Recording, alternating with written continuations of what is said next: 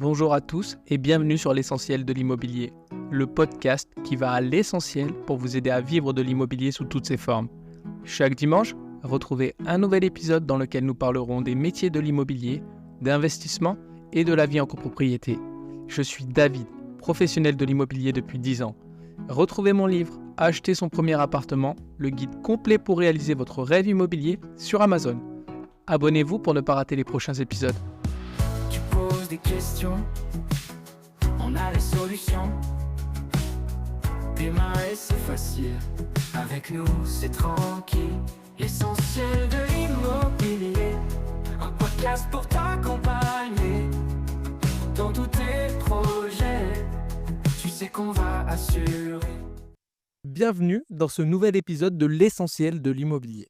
Aujourd'hui, nous allons parler d'un sujet incontournable pour tous les propriétaires et pour tous les investisseurs immobiliers en général.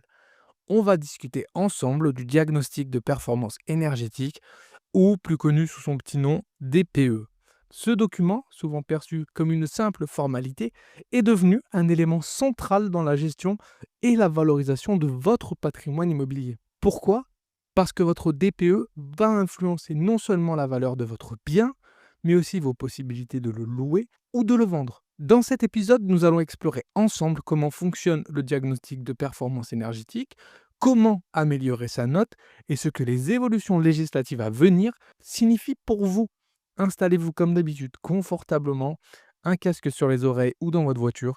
Cet épisode est là pour vous donner toutes les clés pour agir dès maintenant, améliorer votre note et anticiper l'avenir.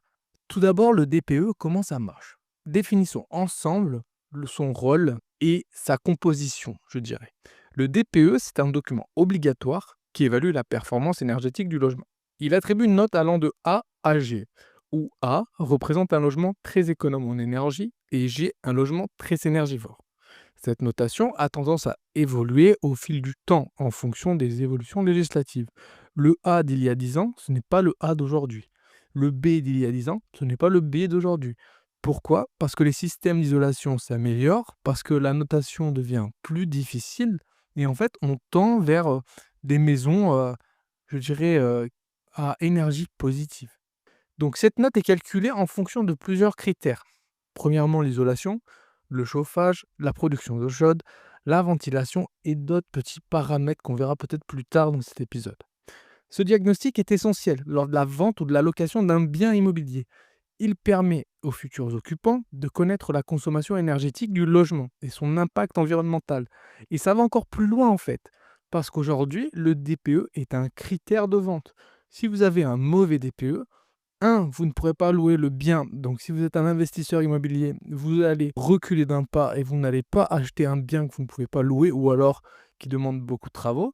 Et si vous êtes sur une résidence principale, vous allez forcément demander une diminution du prix au vu des travaux à réaliser pour avoir justement une bonne isolation et pour avoir un meilleur DPE. Alors, cette fameuse note, le fameux DPE, la note, parce que dans les diagnostics, vous avez plusieurs diagnostics. On ne l'a pas dit en introduction, mais vous avez un panel de diagnostics dans les diagnostics. Vous avez le DPE, puis vous avez peut-être la surface habitable, puis vous avez l'électricité, vous avez les thermites, vous avez l'état des risques naturels, miniers et technologiques qui a changé de nom 15 fois, et vous avez d'autres petits diagnostics en fonction de la zone ou la région où vous êtes. Mais comment est calculée la notation du DPE ? Parce que c'est ce qui nous intéresse. Depuis 2021, le calcul du DPE repose sur une méthode unique qui prend en compte les caractéristiques techniques du bâtiment, isolation, matériaux, orientation, les équipements, type de chauffage, production d'eau chaude, ventilation, les consommations énergétiques en kilowattheure par mètre carré et par an, évidemment, et les émissions de gaz à effet de serre, les fameux GES. Donc pour la première note, vous avez A, B, C, D, E, F, G. Le résultat final se traduit par une double étiquette. Donc vous avez la consommation énergétique, la fameuse étiquette A, B, C, D, E, F, G, et vous avez l'autre, les émissions GES. Les évolutions législatives pour 2024-2025 que vous devez connaître. Les prochaines années apporteront des changements majeurs. Déjà en 2024, on a eu l'interdiction de louer les logements classés F ou G dans certaines zones. En 2025, on continue sur cette interdiction et en plus, on va demander un audit énergétique en complément du DPE pour les biens classés F ou G. Ces évolutions visent à accélérer la transition énergétique et à réduire la précarité énergétique en France. Et là, vous allez me dire, comment on fait pour améliorer sa note? Imaginons que vous avez acheté un appartement. Vous avez des travaux à faire. Vous l'avez acheté il y a 10 ans. Aujourd'hui, vous vous rendez compte que vous vous dites peut-être que votre diagnostic doit être mauvais et vous voulez améliorer la note. Et vous ne pouvez pas faire des travaux d'ampleur. Évidemment, il y a des solutions. Et on va en parler maintenant. Comment améliorer sa note? Tout d'abord, les travaux à faire en priorité. Pour améliorer votre DPE, concentrez-vous sur les travaux ayant le plus d'impact. Moi, je vous conseille, si vous avez le budget, faites venir d'abord un diagnostiqueur, faites-lui faire le diagnostic, voyez ce qu'il vous propose lui pour améliorer le logement, et en fonction de ses propositions, si c'est à votre portée, faites-le. Attention, petit disclaimer, je ne suis pas thermicien, je ne suis pas diagnostiqueur. Ce que je vous donne là comme information, c'est le fruit de mon expérience personnelle et de mes échanges avec les autres professionnels, donc avec les diagnostiqueurs. Mais je ne suis pas diagnostiqueur et je vous demande, s'il vous plaît, de prendre vos propres informations sur le sujet si nécessaire. Pour améliorer votre DPE, la première des choses à faire, c'est l'isolation thermique. Isolation des combles, jusqu'à 30% des pertes de chaleur se font par le toit. Donc si vous êtes sur une maison, essayez de faire l'isolation des combles, l'isolation des murs. Généralement, quand on peut le faire, on double les murs par l'intérieur. Et sinon, l'isolation des sols, c'est souvent négligé, mais c'est aussi possible. Chauffage et eau chaude. Remplacez les vieilles chaudières par des modèles à haute performance énergétique et si possible, passez sur du chauffe-eau thermodynamique.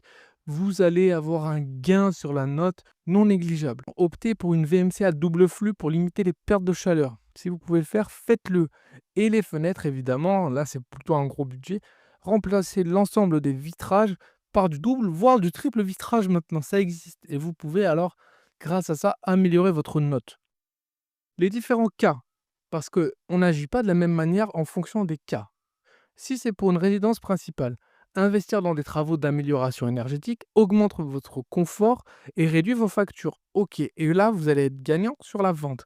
Par contre, quand c'est pour un bien locatif, on optimise. Ces travaux sont souvent indispensables pour maintenir la rentabilité de votre investissement. Donc, on fait vraiment les travaux importants qui vous permettront de continuer à louer sur les prochaines années. Mais attention, je vous le répète, les logements classés F ou G seront et sont interdits à la location. Je vous donne quelques petites astuces à connaître absolument.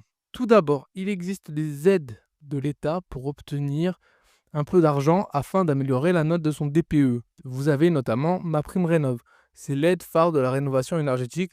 C'est une aide financière mise en place par l'État pour encourager les travaux de rénovation énergétique. Alors attention, moi-même je me suis fait avoir personnellement. Il y a plusieurs MaPrimeRénov'. Il y a MaPrimeRénov' travaux d'ampleur, MaPrimeRénov' geste par geste, et ensuite il y a aussi les aides de l'ANA. On va faire simple. Si vous devez faire des travaux ponctuels, c'est MaPrimeRénov' geste par geste, directement sur la plateforme de l'État. Si jamais c'est des travaux d'ampleur, vous devez envoyer les documents, devis, DPE, fiches d'impôt, tout ça, des adresses, enfin il y a tout un parcours à faire. C'est un peu plus compliqué avec des visites sur le chantier. Toutefois, il existe des aides pour tout le monde en fonction des travaux que vous voulez réaliser. Et ces aides sont accessibles à tous les propriétaires, qu'ils soient occupants ou bailleurs. Et le montant varie en fonction de vos revenus et des travaux réalisés. Vous avez ensuite l'éco-prêt à taux zéro. C'est un prêt sans intérêt destiné à financer des travaux de rénovation énergétique. Il peut aller jusqu'à 50 000 € depuis 2022 avec une durée de remboursement pouvant atteindre 20 ans. Donc profitez-en si vous êtes en mesure de le faire. Pareil, pour l'obtenir, c'est pas bien compliqué. On se renseigne soit auprès d'une banque qui propose l'éco-prêt, mais il faut qu'elle ait signé une convention avec l'État. Sinon, vous allez sur le site de MaPrimeRénov' ou les autres sites qui sont de l'État, toujours de l'État.gouv.fr. Il faut vous laisser guider lien par lien et vous allez forcément obtenir un conseil ou un contact qui va vous aider à obtenir le prêt à taux zéro. Ensuite, vous avez une dernière aide, c'est le certificat d'économie d'énergie, les fameux C2E. Qu'est-ce que c'est? Les fournisseurs d'énergie comme EDF, Engie financent une partie des travaux d'amélioration énergétique via des primes, des réductions ou des bons d'achat. Comment on l'obtient? C'est facile. Vous signez un contrat avant les travaux ou vous voyez directement avec l'entreprise qui va réaliser les travaux si elle peut, elle, s'en charger et déduire le montant de la prime. Ensuite, vous effectuez les travaux et on vous rembourse. Attention, les travaux doivent être réalisés par un artisan RGE. C'est la condition sine qua non.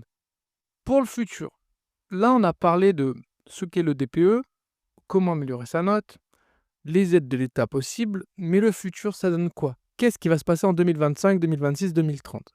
C'est très simple. Tout d'abord, les restrictions sur la location. je l'ai dit à plusieurs reprises dans cet épisode et je le répète parce que c'est fondamental, à partir de 2025, les restrictions concernant la location de logements mal classés vont devenir encore plus strictes. Les biens classés G seront interdits à la location dès janvier 2025 dans toute la France. Les biens classés F suivront en 2030 et les biens classés E en 2034. Ces mesures visent à accélérer la transition énergétique du parc immo en France. Et en tant que propriétaire, il est crucial d'anticiper ces échéances pour éviter de se retrouver avec un bien impossible à louer. Les conséquences pour les propriétaires, évidemment, perte de revenus locatifs. Si vous avez l'interdiction de louer, vous ne louez plus. Attention, si votre locataire est déjà en place, vous n'aurez pas à refaire le DPE, heureusement. Par contre, au futur changement de locataire, vous y aurez le droit. Les biens qui vont être rénovés, la valorisation des biens rénovés, les biens déjà classés A, B ou C, deviendront des valeurs sûres. Vous allez voir que les prix vont augmenter par rapport à la note. Et ça va se faire sur les années à venir. Donc, que faire maintenant? Si vous êtes dans une situation avec un DPE un peu mauvais, planifiez des travaux. Essayez de faire un peu de travaux si vous pouvez le faire. Si vous avez un locataire en place, évidemment, vous ne faites rien du tout, sauf si vous le demandez. Renseignez-vous sur les aides. Tout le monde a le droit à des aides. Donc, vérifiez si vous avez le droit à des aides et à quelles aides vous avez le droit. Consultez un expert, vous pouvez faire un audit énergétique. Je ne vous le conseille pas parce que ça coûte environ 2000 € si c'est un thermicien qui vous le fait. Faites venir un diagnostiqueur et voyez avec lui ce que vous pouvez optimiser. Je pense qu'il est le mieux placé. Après, libre à vous de faire intervenir un thermicien sur des travaux d'ampleur. De toute façon, on vous le demandera pour obtenir certaines aides dans certains cas. Là, on est en 2025, dans une semaine, et il faut déjà anticiper 2030. À mon sens, le paysage immobilier sera profondément transformé. Nouvelles normes énergétiques. On va avancer, on va reculer, on va avancer, on va reculer, mais tout doucement. Mais dans tous les cas, on va avancer. Augmentation des exigences. Les critères pour obtenir une bonne note au DPE deviendront plus stricts. Nouveaux matériaux, nouvelles technologies. Vous allez avoir un truc encore mieux que la ouate de cellulose. Évolution du marché. Les biens non conformes, et c'est super important, risquent de perdre jusqu'à 30% de leur valeur. Donc tout ce qui sera en dessous de D, à mon avis, vous allez perdre en valeur. Faites en sorte d'avoir un bon DPE. Je vous donne un petit conseil pour les investisseurs. Privilégiez les biens bien notés. Ils seront plus faciles à louer et à vendre. Ça paraît logique, c'est du bon sens. Adoptez une vision à long terme, forcément. Si vous achetez un bien, négociez. Si vous pouvez négocier un petit peu, l'argent, vous le réinjectez pour améliorer la note du DPE, ça va être important. Et c'est un pari gagnant à moyen long terme. Restez informés évidemment sur les lois et la réglementation qui évoluent rapidement et assurez-vous de suivre l'actualité immobilière en écoutant ce podcast. Pour conclure, voilà, on est déjà à la fin, encore une fois. Améliorer la note de son DPE, c'est pas seulement une obligation légale, c'est aussi une opportunité qui va faire monter la valeur de votre bien, qui va vous permettre de louer plus cher ou qui va vous permettre de vendre plus cher. C'est une opportunité à ne pas rater, en tout cas aujourd'hui. Aussi, évidemment, ça permet de réduire ses factures énergétiques et de contribuer à un avenir plus durable. Mais que vous soyez propriétaire, occupant ou investisseur, il est essentiel d'agir dès maintenant pour anticiper les changements à venir.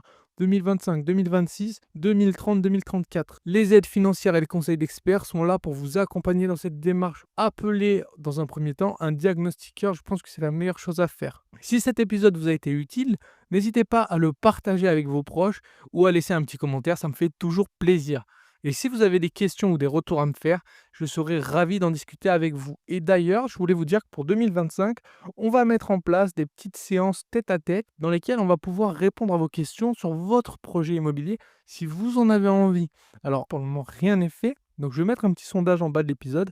Et si vous avez envie qu'on fasse des tête-à-tête sur votre projet et que je vous guide, moi, personnellement, sur votre projet, ça sera avec plaisir. C'est une idée, c'est pas encore fait. Donc, je vous mets un sondage. Si j'ai beaucoup de oui, je le ferai. Si j'ai beaucoup de non, je le ferai pas. En tout cas, ça me fait toujours plaisir d'en discuter avec vous et ça me fait toujours plaisir de vous avoir, vous, communauté fidèle. Merci d'avoir écouté l'essentiel de l'immobilier. Je vous retrouve très bientôt, donc cette fois en 2025, avec un nouvel épisode, plein de conseils pratiques et d'analyses détaillées. Ciao!